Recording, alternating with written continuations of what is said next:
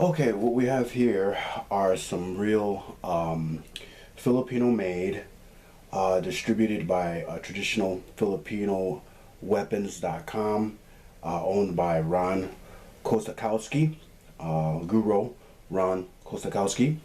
I'll put the link below. And this is a Espada y Daga set. These are battle ready blades. And I just kind of wanted to show you kind of the quality. Very sharp, very nice quality, very good blades. You do have to oil them to keep them from pitting and rusting. So here is the handle, and it's nice, very pretty wood. Here is the smaller or shorter blade called the Daga. Very nice stuff, good stuff, feels pretty good in the hands.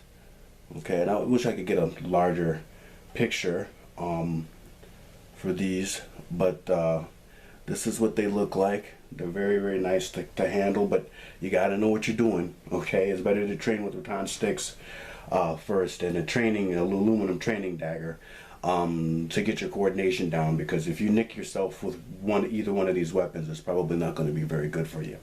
Okay, so I just wanted to do a quick review. Highly recommended. 2 thumbs up.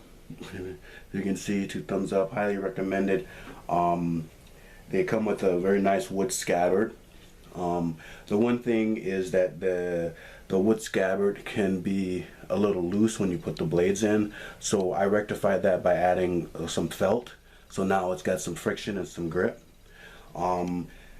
After I train with these, I always oil them down, use a little bit of WD-40. I believe he's got oil on his site that you could get as well for these blades. But yeah, very nice. So this is the Espada, or the long, and then this is the Daga, or the short. Okay.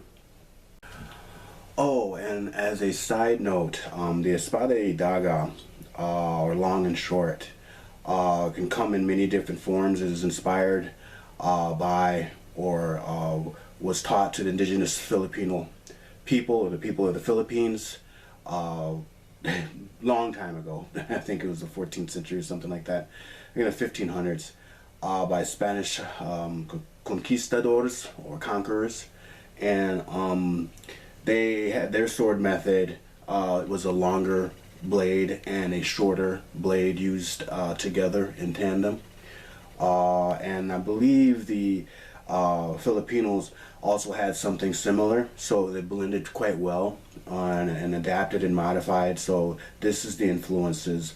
I believe it's also the Spanish and the Italian sword methods of the long and short. So just as a side note, you can also use a machete and a smaller blade. You can use a hardwood stick or axe handle, or rattan and a blade, a shorter blade. I believe I've heard the Filipino military may use a longer blade, or a bolo, or a machete, and an actual firearm, because you can actually, the firearm is an impact weapon, obviously, because it's actually a projectile weapon, but once you run out of bullets, you can also hit with it, pistol whipping, as it's called, right? So you can use that in tandem. So the concept is long and short. In Filipino martial arts, the weapons teaches the hands, so once you get proficient with the coordination and the use of both the long being in the right hand and the short in the left, and vice versa, it also just teaches your hands to be more proficient in case you're disarmed or you're empty-handed.